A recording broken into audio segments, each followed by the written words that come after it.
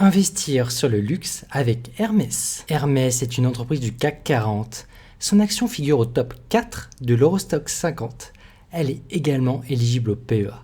Depuis 186 ans, Hermès permet de tirer le meilleur de son modèle artisanal et de sa recherche des plus belles matières pour proposer des biens de luxe à ses clients. Dans sa dernière publication, la société française Hermès a démontré sa capacité à délivrer une des plus grosses croissances sur l'industrie du luxe et d'excellentes perspectives pour 2023 et 2024 qu'elle joint avec un dividende croissant. Dans cette vidéo, on va analyser les forces et les faiblesses de l'action Hermès, ainsi qu'analyser sa dernière publication financière. On va déterminer si son action a un bon potentiel pour un ajout dans un portefeuille de croissance ou de dividendes long terme. Aussi, je te partagerai mes objectifs personnels de prix d'entrée et d'objectifs de prix long terme de son action au cours de la vidéo. Hello, c'est Guillaume, je suis ingénieur en finance de marché. Aujourd'hui, je t'aide grâce à ma formation à te générer des rentes, protéger et faire croître ton patrimoine. Allez, c'est parti. Hermès a une capitalisation de plus de 200 milliards d'euros. Elle fait partie des grandes capitalisations du secteur de la consommation cyclique et de l'industrie du textile et habillement de luxe. Hermès, c'est un géant mondial du luxe avec ses 11 milliards de chiffre d'affaires générés en 2022. Ce géant est d'abord un spécialiste dans l'offre de la maroquinerie-sellerie, qui comporte pour 43% de son chiffre d'affaires. C'est le métier d'origine d'Hermès. La maroquinerie-sellerie, ça comprend les sacs féminins et masculins, les articles de voyage, la petite maroquinerie et les accessoires, les selles, les brides et les ensembles des objets et vêtements d'équitation. Ensuite, sa division vêtements et accessoires a généré plus de 3 milliards de chiffre d'affaires, soit 27% de ses ventes. Également, Hermès a des activités d'horlogerie pour 4% de son chiffre, de parfums et beauté Hermès pour 4%, de soie et textile pour 7% et 12% sur ses autres métiers tels que la bijouterie, l'art de vivre et l'art de la table. Côté exposition géographique de ses revenus, l'Asie arrive bien sûr en tête, générant plus de la moitié de son chiffre d'affaires, soit 57% de ses ventes, dont le Japon qui représente 10%. On notera quand même l'Europe avec 22%, dont 9% en France et 18% aux Amériques. On appréciera bien sûr la diversité des revenus d'Hermès, par division et par région. Son exposition à la première zone de croissance au monde, c'est-à-dire l'Asie, est gage de belles promesses pour le futur, avec la Chine qui regroupe le plus de milliardaires au monde et qui est aussi le deuxième pays qui compte le plus de millionnaires. Dans un contexte où sa population de classe moyenne supérieure voit son pouvoir d'achat grimper en flèche. Hermès a en Asie donc un puissant moteur de sa croissance. Côté opportunité, l'entreprise Hermès a un boulevard qui s'offre à elle, dans l'industrie de la beauté, où je m'attends à une croissance phénoménale à plus de 30% par an. Hermès détient une montagne de cash aussi, et des indices montrent qu'elle pourrait bien faire une grosse acquisition dans l'industrie de la beauté dans les 2 ans. Côté risque, son activité de la soie perd un peu en momentum et elle a connu quelques mésaventures sur sa capacité de production. Après, il reste qu'un risque macro non négligeable d'un ralentissement économique et d'une très probable récession en Europe et aux États-Unis cette année, qui pourrait impacter ses ventes. Bien que l'industrie du luxe fasse partie de la dizaine d'industries qui négocient assez bien ce type de période. Ce qui s'explique notamment par le fait que les clients de Hermès sont aisés et donc ne sont que peu impactés par les périodes de forte inflation et de récession. Il faudrait vraiment une récession très profonde pour abîmer cette industrie du luxe, sachant qu'à date j'anticipe une récession moyenne à profonde en Europe et une petite récession aux États-Unis, et aussi une belle croissance en Asie.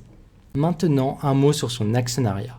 Hermès est détenu à ses 2/3 par la famille Hermès, ce qui est un très bon signe quand les fondateurs sont à la tête du capital, avec des beaux projets ambitieux pour le long terme, et c'est aussi un gage de stabilité et d'objectifs de construction long terme. Côté direction, Axel Dumas, un Sciences Po Harvard, est le président directeur général de Hermès.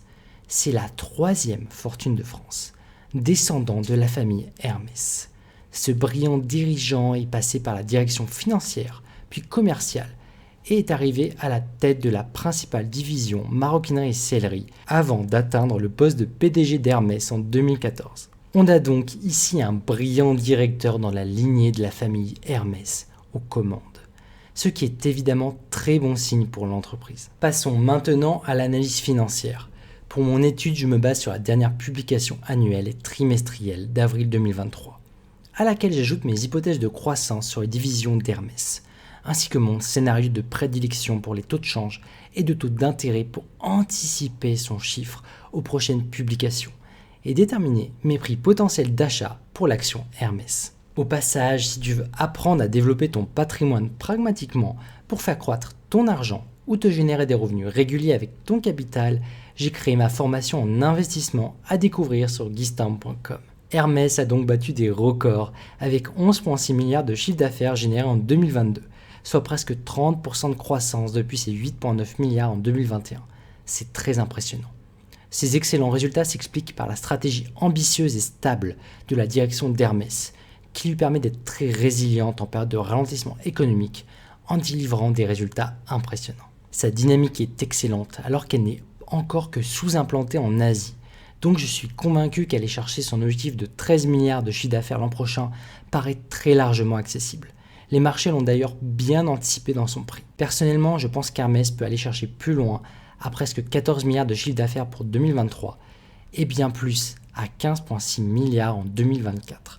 Ce qui ferait plus de 34% de croissance en 2 ans. Côté bénéfices, Hermès a généré 3,3 milliards de bénéfices nets en 2022, contre 2,4 milliards en 2021, soit presque 30% de croissance sur ses bénéfices en une année, qu'elle doit à sa maîtrise de ses coûts, qui lui donne un très bon potentiel de scalabilité dans les années qui viennent. Son modèle économique me permet ainsi d'anticiper plus de 4 milliards de bénéfices pour 2023, ce qui ferait plus de 21% de croissance en un an. Donc, malgré le contexte macroéconomique difficile, on peut dire que Hermès a démontré qu'elle est une valeur défensive anti-crise, qui a d'ailleurs surperformé récemment les marchés. Côté trésorerie nette, Hermès se paye le luxe d'être assis sur une montagne de cash, avec presque 10 milliards à la fin de son exercice en 2022. Hermès est en très bonne position pour faire des acquisitions qui lui permettraient de diversifier ses leviers de croissance.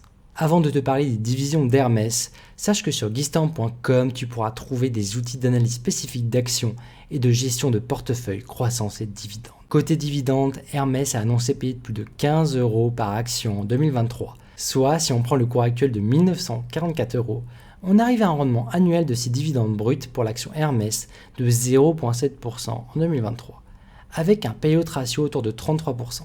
Donc 33% de ses bénéfices sont consommés à date pour payer ses dividendes. Certes, Hermès affiche des dividendes croissants, passant de 8 à 13 puis à 15 € cette année. Au vu de ce que j'anticipe comme bénéfice, elle devrait d'ailleurs être en mesure de délivrer 18 € de dividendes par action l'an prochain, soit un dividende annuel brut qui touche timidement les 1%.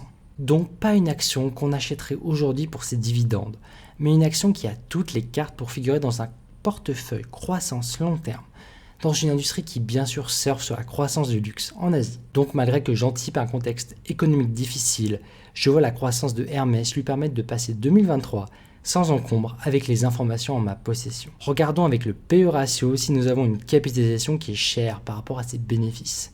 On arrive à un PE de 60 à date, ce qui fait de Hermès une des entreprises les plus surévaluées par rapport à ses bénéfices à date, parmi les grandes capitalisations. Ça s'explique assez facilement car on peut anticiper facilement que Hermès afficherait d'excellents résultats pour les 5 années à venir. Donc beaucoup d'investisseurs se ruent sur une action présentant un caractère défensif et qui surfe sur une très belle croissance. Aussi j'anticipe un PE autour de 50 fin 2023, ce qui restera quand même cher. Pour une entreprise avec ce type de croissance dans son industrie, je trouve que oui, c'est cher d'entrer sur ce titre en 2023, notamment comparé à Kering ou encore LVMH, le leader mondial du luxe. Après, sur un horizon plus de 10 ans, donc très long terme, à mon sens, c'est pas une erreur d'avoir du Hermès dans son portefeuille, même s'il y a moins cher ailleurs sur la même industrie. Allez, j'ai assez fait du réel suspense, je vais te partager mon avis personnel sur l'action Hermès et mon prix cible.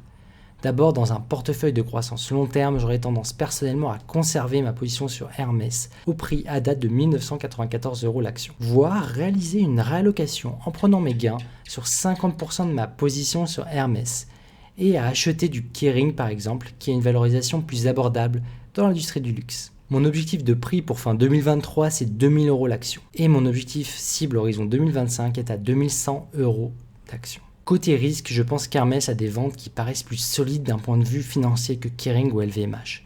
Après, en cas de récession majeure aux États-Unis, alors que j'anticipe une récession modérée, je ferais bien un risque d'une correction de moins 10 à moins 15% de son cours. Et j'ai pas vraiment d'inquiétude à date côté Asie. Après, bien sûr, si on étend l'horizon d'investissement, je reste très optimiste car c'est une entreprise qui a un potentiel pour aller chercher bien plus haut. Elle a montré une capacité double en fait de valeur refuge et à la fois de croissance. Donc avec ces hypothèses, j'atterris sur 3000 € l'action d'ici 10 ans. Donc c'est une action qui peut rester assez longtemps avec un PE élevé à plus de 50. Et tout ça bien sûr si elle continue de bien performer. Donc on a quand même un potentiel de plus de 50% sur 10 ans. Allez, petit point transparence. Je détiens des actions Hermès et je suis en train de rallouer mon portefeuille en vendant la moitié de ma position pour acheter du Kering. Donc naturellement ma position personnelle biaise que je t'ai partagée dans cette vidéo. Également, je ne suis pas consommateur de ce type de produit, donc je pense être en mesure d'investir pragmatiquement et d'arbitrer mes positions sans émotion vis-à-vis de ces belles entreprises françaises. Voilà, si tu as aimé ma vidéo sur Hermès, tu devrais également aimer ma vidéo sur Kering, où j'analyse cette entreprise pépite du CAC 40 de l'industrie du luxe éligible au PEA. Merci beaucoup à toi d'avoir regardé ma vidéo jusqu'au bout. N'oublie pas de mettre ton plus gros pouce bleu, ça aide énormément cette chaîne. Sur ce, restons pragmatiques. Allez, ciao!